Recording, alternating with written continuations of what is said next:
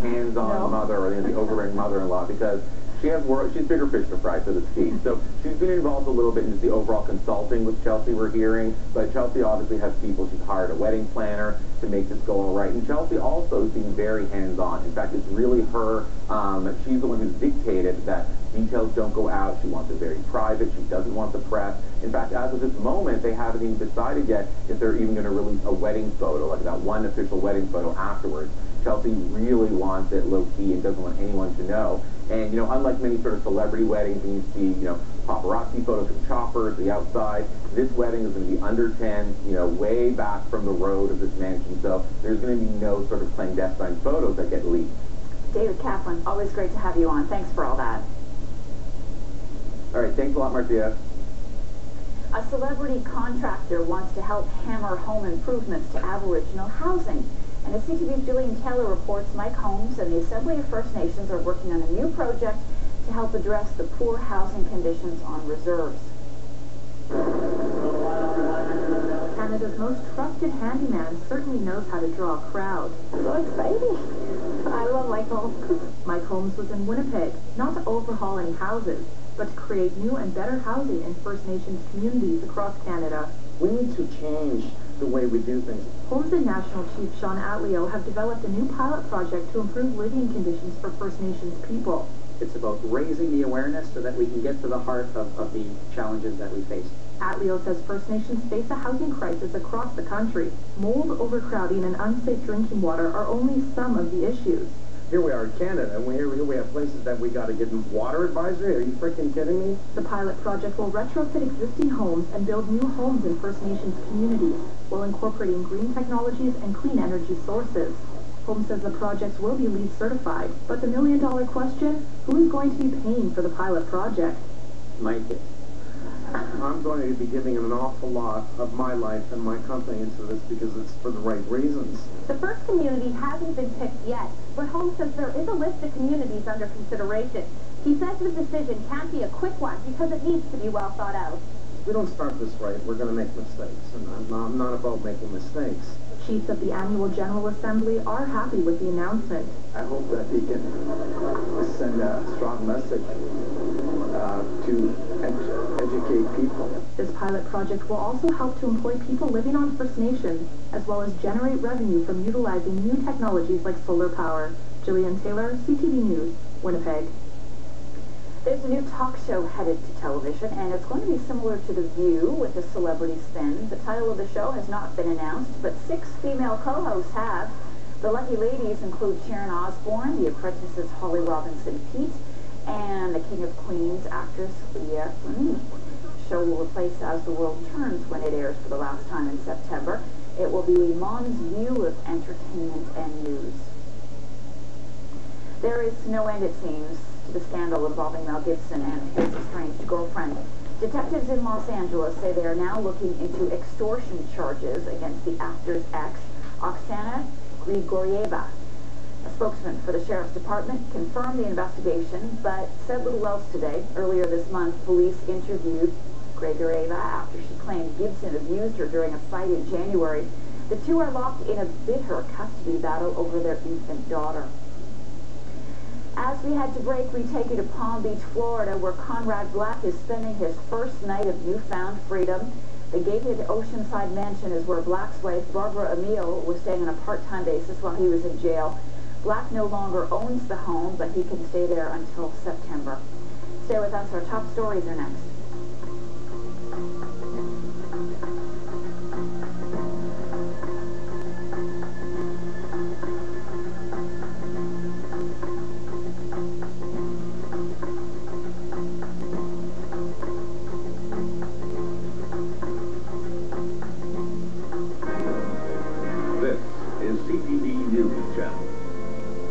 I finished my questionnaire for eHarmony on September 6th, and I was matched up with Lee on October 2nd. We both were like, I'm so excited when I saw your profile. I wanted to get to that communication. Find out who you're matched with. Log on and review your matches for free. eHarmony.ca. It's hard to tell just one story. They patrol all waters, defend the high seas and the depths. They stand in harm's way and clear a path for new shipmates. They've been the first to the rescue and the last to leave the fight. Imagine the stories you tell if you sailed for 100 years. 100 years of the Navy, one way to honor them. Visit mint.ca/Navy or look for the coin in your change. Hey, how are ya? My #1 client.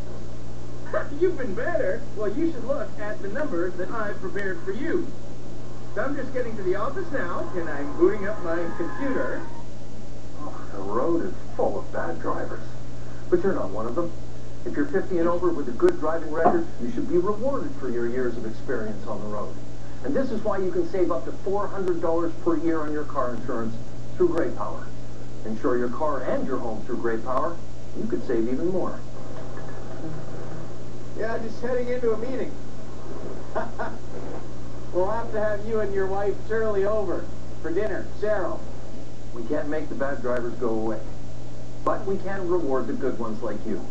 If you're 50 and over with a good driving record, you have earned the right to save through Great Power's Experience Advantage. To see how much Great Power can save you, call us at 1-866-473-9878 or visit greatpower.com. Shell V-Power, our most advanced fuel ever. Nitrogen enriched for optimum performance, maximum protection. There's no mistaking the power of the V.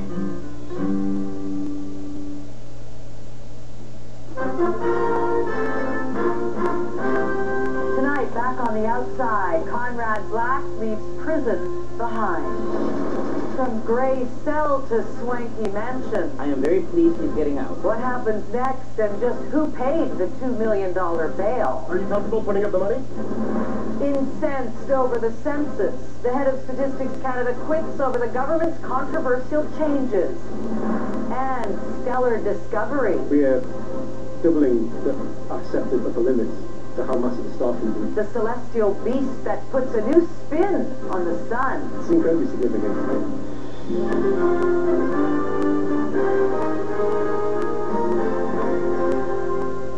CTV National News with Lloyd Robertson. Reporting tonight, Lisa Lefland. Good evening. Conrad Black promised a surprise ending, and today he delivered. At this hour, he is back in the lap of luxury. His life behind bars, over for now.